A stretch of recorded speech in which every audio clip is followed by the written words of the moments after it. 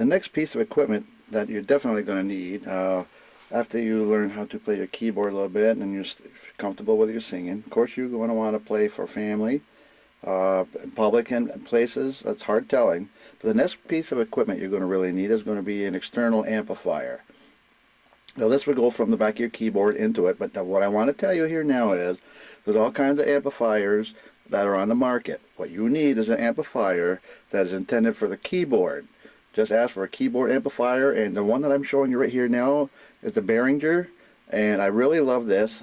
It's got a 12-inch speaker inside. I'm not sure if you can see through the screen here or not, and it's got all the features that you really need that a big system would have, and this costs about $150.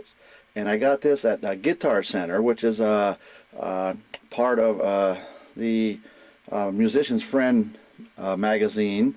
I guess they either own Musician Friend or Musician Friend owns them. But anyway, this is the one that I recommend that I have, and I'm going to show you the controls I have in just a moment. Now you want to get a amplifier that you can also put a microphone through in case you want somebody else to sing with you, or in case you want to sing through microphone instead of going through your keyboard, right through the amplifier, because you don't always want to use your keyboard. So you have a lot of options here. But anyway, and if you see this amplifier is on like a stand here, and this gives it an automatic angle for the amplifier for the sound to be going out to the audience in front of you. And you can put this on the side of you when you're playing your keyboard and turn just enough so that you can hear yourself. You don't need a small speaker in the side. You won't need a monitor or anything like that. I play with this thing all the time.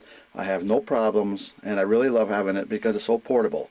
It maybe weighs about 50 pounds, maybe not quite that much, but it's a real good piece of equipment, and I highly, highly recommend it. Now I'm going to show you in a moment. I'm going to shut it off for a moment, and I'm going to show you what the top controls look like in just a moment. What I've done here is I've turned the amplifier around so you can get a little bit look at the controls that are on the top. For $150, you wonder what you're really getting. But I love this instrument. It's good and clean. It's intended for the keyboard, and also you can put a microphone. You can put it's got 3 inputs in it, and also you can put external speakers onto this here if you wish.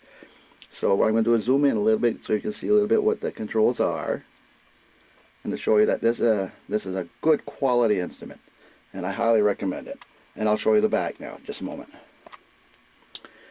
Okay, we're back on. This is the back of the keyboard amp that I was talking to you about by BEHRINGER. There's a distant shot, and here's a little close-up of the inputs that I was talking to you about.